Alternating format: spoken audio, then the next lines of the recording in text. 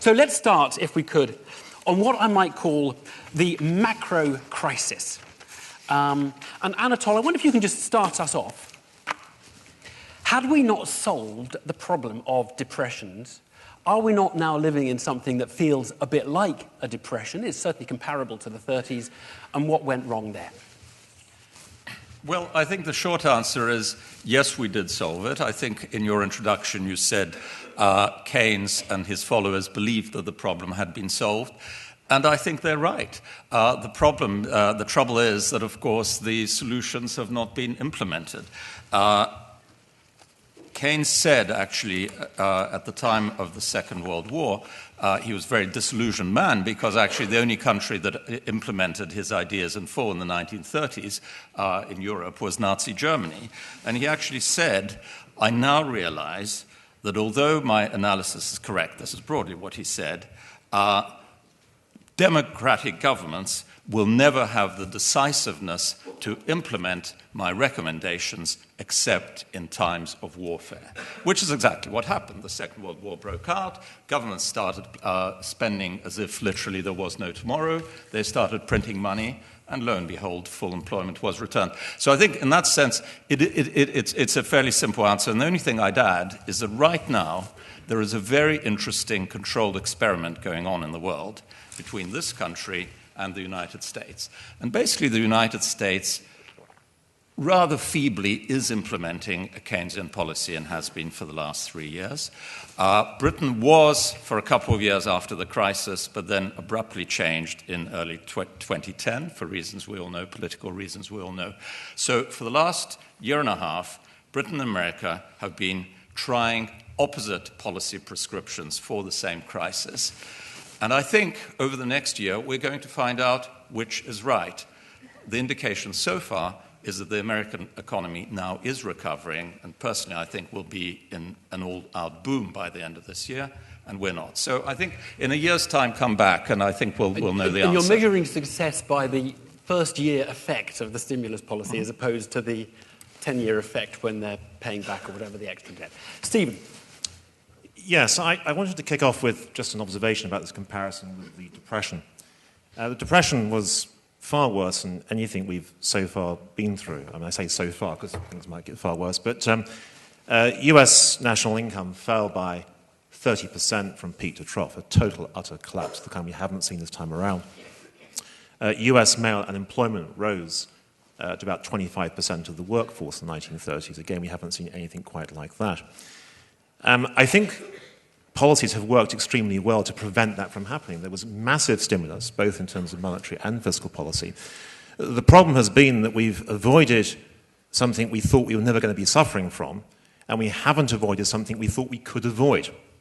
The thing that people thought we could avoid was a Japan-style stagnation. Japan has stagnated over the last 20 years. Most Western policymakers thought that they knew why Japan had stagnated, a failure to use macro policy sufficiently well. And the consequence was that we thought we could prevent a Japan-type situation. What we've actually done is prevented a depression, but we seem to have ended up with something which looks uncannily like Japan. Stagnation, lack of growth, very high levels of debt, deleveraging continuing to take place all the time. And we've got to the point now where interest rates are incredibly low, fiscal policy not really offering much in the way of stimulus, and maybe we just got to the point where the ammunition effectively has run out. So we've done something good, but it hasn't been good enough to return to us to conditions as were the case prior to the crisis. Just clarify where you are on austerity. I mean, so essentially Anatole says, we know the solution, we just aren't doing it. Is that your view? Well, I think the US is lucky. The US is lucky because it has the world's reserve currency. It's very easy for the US to borrow from the rest of the world very easily in the way that it's very difficult for, say, Greece or Spain or Portugal to borrow from the rest of the world. So there's a big difference in terms of the US creditor or debtor position. So from that point of view, I think that the US can get away with things that others can't get away with. But at the same time, if you look at the levels of government debt as a share of national income, both in the States and across Europe, you find there's been only 3 occasions previously over the last 100 years where government debt has been this high. Immediately after the First World War, where some countries dealt with that through hyperinflation, which is a pretty nasty experience. In the middle of the Depression in the 1930s, where you had a situation where income basically collapsed and governments defaulted. And immediately after the Second World War, where actually things worked out pretty well. But that's because we found a source of growth. Growth didn't come from fiscal stimulus and monetary stimulus. It came from the opening up of trade opportunities, the removal of all the protectionism that was in place in the first half of the 20th century. And the problem is that we've exploited those opportunities now, and we're now left with something much more difficult, which is basically stagnation. Linda, you're a notable you wrote the textbook, Macroeconomic, or co-wrote the textbook. Where do you stand on the macroeconomic pickle we're in? I agree with what's being said so far in that I think the difficulty for the British economy and for quite a lot of governments which don't issue the world's reserve currency is that the only way to get your debt to a sustainable level is somehow your economy is growing faster than the rate of growth of your debt. And how fast your debt grows depends on the borrowing cost, the interest rate that you pay on that debt. So if you issue the world's reserve currency, then you benefit from having, well, low borrowing costs, as the United States does. But for other countries, there's always a danger that borrowing costs could shoot up because the country could be viewed as not being credible and bringing down their debt over time. And given the slow rate of growth in Britain, which is very common after a financial crisis, then the worry is that our economy is extremely slowly growing, and should borrowing costs shoot up, it could make it quite untenable. And I think that's where the reality of markets plays into the theory of austerity and debt sustainability. And let me just make a caveat. My textbook may be the recommended text for the Government Economic Service, but I cannot vouch that anybody has actually read it in the Government Economic Service. Gideon. Yeah, I mean, I think that the debate so far has posed the question quite nicely. Are we more like the US, in which case we've got all this latitude that Anatole thinks we're not exploiting, or should we be really worrying about being more like Greece and Spain and Italy, in which case Osborne's absolutely right, and we've really got to get control of the debt, otherwise we're going to be caught in the kind of nightmarish situation where we can't service our debt and we have to cut in the very, very uncontrolled way that they're doing and get into this downward spiral. My suspicion is that we're probably halfway in between, which is why it's a difficult dilemma. We've got some of the historic credibility that the US has. We haven't defaulted on our debt for many, many years, so there may be some sort of latitude there. On the other hand, we don't issue the world's reserve currency, and I do think there's a danger. There was a bit of crowing in Britain when France lost its AAA status. I think that could happen to Britain within the next year or so. And just a final thought on the US. I mean, it is true that they have this great advantage of having the world's reserve currency, which does give them more latitude. But I wonder whether in the end it's actually could be a source of damage to them, because it allows them to continue with potentially unsustainable policies for even longer. It's a bit like an athlete who gets a pain-killing injection, so it allows them to play on the field for longer, but they actually damage themselves as they do it. And I think that there may be an element of that with the United States. Anatole, I want to just push you a bit, because actually the really interesting difference between the US and the UK is not just that they have a reserve currency so they can rely on the markets more than us. It's that they have a closed economy, and virtually all the economic models out there will tell you that an extra $10 billion or pounds of borrowing in the US generates about 12 billion, 15 billion of extra national income. All those models tell you in the UK, if we spent and borrowed 10 billion more, we'd get 3 to 5 billion pounds of extra national income. Now, that's not a lot, really, is it? You're stacking up a lot of debt for a tiny bit of extra income. I think you've cornered me. I think that's the right question. I think the reserve currency issue is complete red herrings. So to get back onto my territory, it's completely irrelevant in the sense that this idea that America has some big advantage because the dollar is just doesn't hold true. Look around the world. Japan hasn't got a reserve currency. Australia hasn't got a reserve currency. Canada, Sweden, Switzerland, they all have no problem borrowing at all. the point is that the key difference between Greece and all these is that they have a control over their own currency. They have their own central bank. We have the Bank of England. If the government can't borrow from the markets, it just turns to the Bank of England, and the Bank of England prints the money. So the only thing that restrains government borrowing is not the reserve currency, it's the fear of inflation. Right, so I think the reserve currency argument is not valid. I think Evan's argument about we are more dependent on trade clearly is valid, but trade is 30% at most of the British economy. It's true it's only about 12% of the US. So we only have half their freedom of maneuver, and I would agree that it wouldn't work as well. Yeah. To explain to the audience, it means that every pound we inject, half of it just drifts overseas. Well, more like a third, I would say. But the multipliers are very, very small. And it does depend a lot on how you spend the money. So I think arguably the best way to spend the money, if you want to stimulate the economy, is actually for the government to spend it on domestic activities, building roads, digging roads, something that employs British workers directly. The counter-argument, which I must say I'm quite sympathetic to, is that although it's true that stimulates the economy more directly, it also tends to be a more wasteful kind of spending and a form of spending that can't be turned off once the economy revives. So the opposite point of view is don't spend extra money through the government, cut taxes, give people more spending power, but that is subject to Evan's objection that if I give you each £100 of spending power, you'll probably spend at least £30 of it on foreign goods. Right. Anyone else on the panel want to come in on this? I mean, I'll tell you, I think we've got... I think there's a fundamental question which people ought to argue or ought to answer, which is how we got into this mess.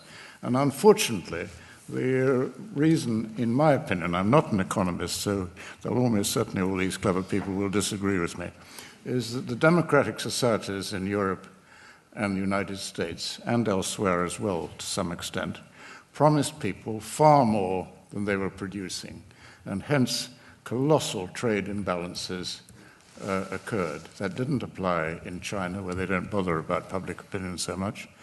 And they were the reciprocal of those imbalances.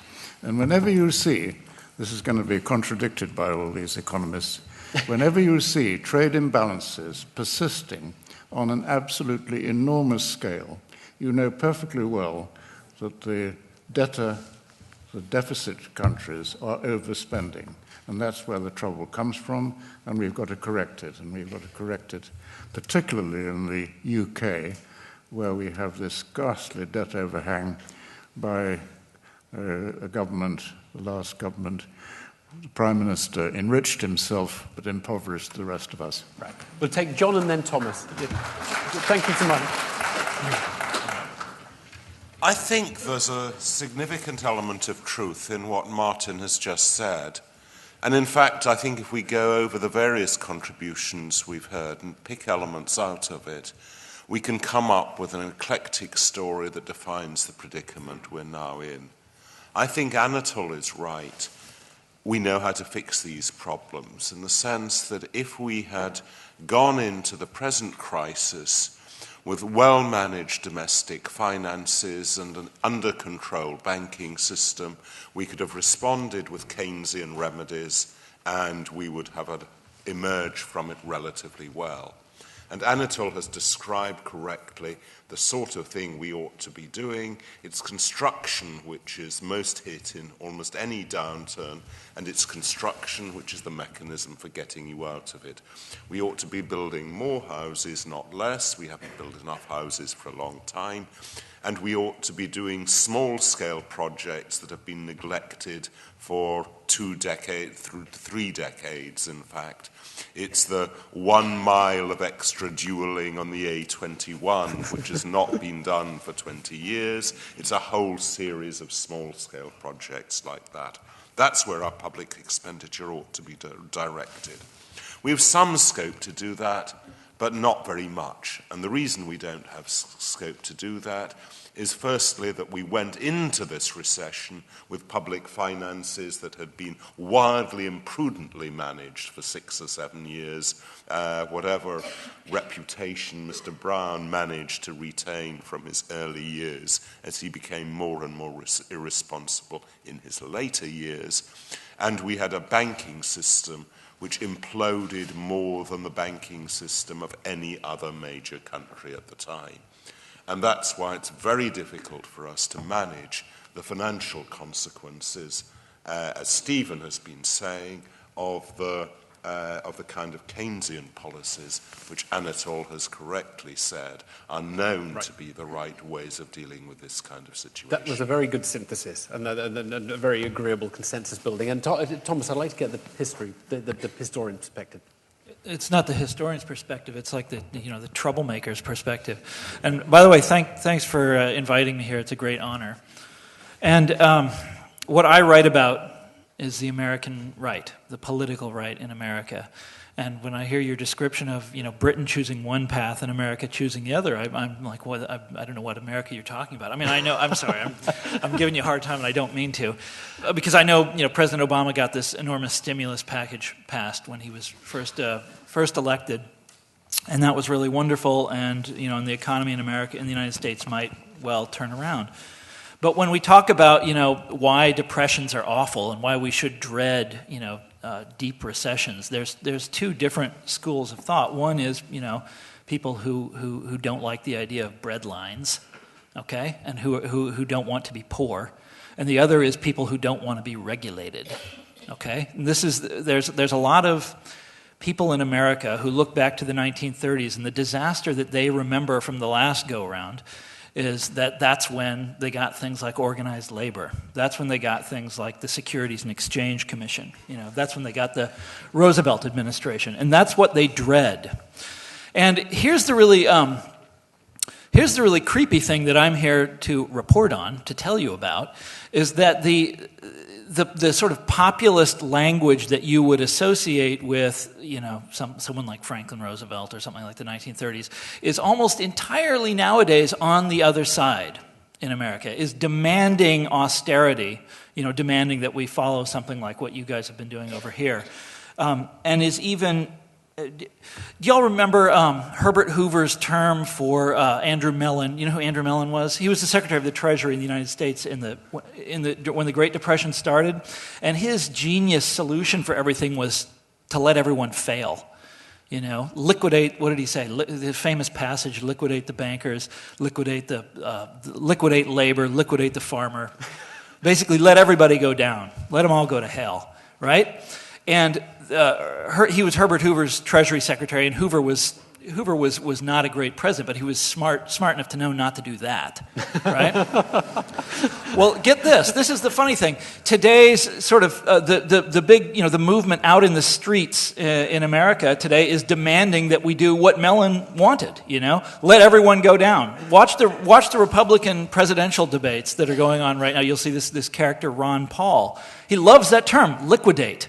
You have to let it liquidate, If you look at the famous rant, the CNBC rant that launched the Tea Party movement. I know I'm talking about something that you aren't familiar with here, but basically what started this populist movement in America was a demand that that people need to fail, losers need to lose. Okay? It's a moral argument. Winners need to win, losers need to lose. Losers need to be punished, and we know who they are. Right? And they need to go down. We need to let the economy take its moral course, which is smiting these people. Okay? That's what's... And yes, I know President Obama hasn't done any of that, and he's the president, and he's ultimately who calls the shots. But these are the people who brought about this disastrous showdown in America over the debt ceiling a few months ago and managed to wreck our credit rating. Thank you very much, Thomas. That was very interesting.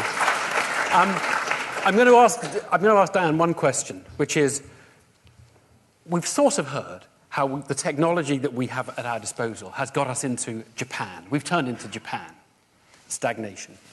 I just want to ask Diane, before I throw for a few questions, is that really such a crisis? Japan's not that bad? Does anybody really think that's kind of a crisis? Quick reflection, Diane, and then we'll open to the floor. It's been very interesting listening to these comments. There's an old joke that there are three kinds of economists, those who can add up and those who can't.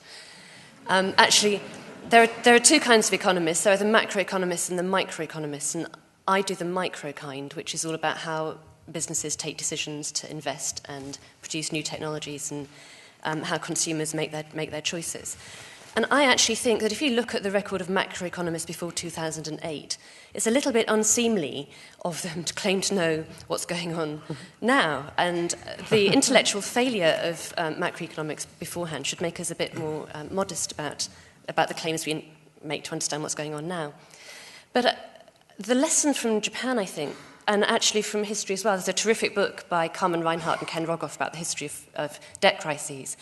And I think it shows very clearly that even if you have a structural budget deficit and you've got to address that because the government can't forever carry on spending more than it takes in revenues, the way you get out of debt crises is either you have an inflation which is socially disruptive and unfair to little people whose earnings don't keep up and who only have a little bit of savings, or you grow out of it. And the growth bit is the important bit, and that's all about the microeconomics. And is there competition? Actually, can firms that aren't doing very well fail and go out of business so that new ones can come in and do new inventions get made? So Japan is a very, very prosperous society, to get back to your question, but they're not doing any growing and inventing anymore, and they've got an ageing population, and they've not got any way to get out of what they're in. Right. So in that regard, it's not going well. What I just want to do is have a quick show of hands. How many of you would say you, by and large, agree with the proposition that Anatole started with, that essentially we could make this much better if we abandoned or loosened the plan A, which the Chancellor is following? How many of you would say you agree effectively with the sort of Anatole, we should spend and borrow more as government? Should spend and borrow more. How many of you would say you'd be kind of behind George Osborne Plan A and austerity as it is currently practiced in the UK? Okay, so I'd say probably 2/3, 1/3 of those. Right, let's take a few questions. We've got some mics roving around. There's a gentleman there. Let's take just a couple of points. I want to move on very quickly to the next spectator. Yes, the gentleman there. Hi. Actually, I just thought the question you just asked us was conflicted with the point you made earlier about open and closed economies. And surely the problem we have in Europe is that for any individual government, because you're faced with an open economy, cutting spending is the rational thing to do because that's because it's an open economy. And yet, if everybody does it simultaneously, which is what's happening in Europe now, you have this sort of grand crash across the throughout the continent. So the problem is that coordination problem between governments. It's a collective action problem that actually makes sense for all governments to spend, because then our imports would help other countries, and then I think that's a very good point. I'm not even going to put it to the panel. It's so good. We don't need to get them to correct it. Yes, up at the top we've got somebody. Yes. Have we? Yes, just a question about the solution for debt problem is the idea of the year of Jubilee, where debt is cancelled. Now, this was tried out in Nazi Germany in the 30s when there was a depression, and it worked well. What do the panel think of that? That's a very interesting one. You know the Jubilee concept. Every few years you quickly you just cancel some debts. Does someone want to answer what the downside of that is? I can do it in about a sentence, but I don't know if any you want to do it. John, tell us what the downside is. The downside is what you're cancelling is basically people's pensions. And not only is that bad news, well, I hope for everyone in this room, actually, because I hope they will all live long enough to be potentially able to receive their pensions. And it's pretty bad news for the future as well, because nobody is going to have much enthusiasm for saving in future either. Could I go further? Yeah, go ahead. It's not pensions, it's your bank account. It's the money you've got. No, but this is very important. What the government bailed out when it bailed out the banks was not the bankers, but at the margin it basically bailed out your ability to take £100 out when you put £100 in the bank rather than take £50 out. That's what it's all about. That is for every loan, there's someone who's actually lent the money. So let's take the one over here. I'm rushing through it because I want to move on. Yes, Mr. Franks, I think unfairly caricatured the US right. There's a perfectly respectable school of Austrian economics, and in actual fact, the Austrian economists were the only people to consistently predict the financial crisis, and you're welcome to consult clips like Peter Schiff was right, where you can see continuous interviews explaining why the easy credit was leading to a financial crisis. Commentators like Anatole Kaletsky and Paul Krugman, one of the beauties of their columns is that there is a weekly record of what they said and their views on everything. And if you look back to 2005, 2006, you do not see any foretelling of the coming crisis. Yet the Austrians aren't being consulted. I don't think there's an Austrian economist on this panel, despite the fact that they predicted the crisis. So why should we listen to the same people that said everything was wonderful to guide us out of our current predicament? I think it's crazy. A round of applause for the gold standard. That's right, folks. So, look, the reason the Austrians got it right is because they're constantly saying we're heading for disaster. They say it all the time, And you know what they've been saying for the last 3 years? We're heading for hyperinflation in America. It hasn't happened, folks. They've been saying that these are the people that are. I mean, this is what the Tea Party movement is all about. Let me just. God, what else was I going to say about these people? I don't know. Look, I know they're friends of mine who were. Jamie Galbraith was talking about the disaster that was coming. He's not an Austrian. Yeah. Dean Baker, famous. He's not a famous economist. But he was talking about what was coming. These are.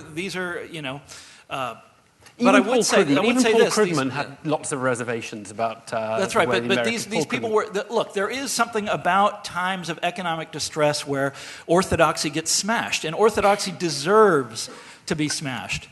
And I say that as a graduate of the University of Chicago, and these people, they deserve what's discredit the sort of mainstream economic orthodoxy. Just as they did in the 1930s. What's very curious to me is that what's happening, what you see now in America, is rather than people turning to sort of the Galbraithian tradition or the sort of traditional economics of the left in America, they're turning to the sort of Ron Paul, gold standard kind of thing, and it's fascinating to me. Well, anyhow, we can talk about that some other time. We can talk about it a lot. I'm going to close down the discussion of the macroeconomics at that point.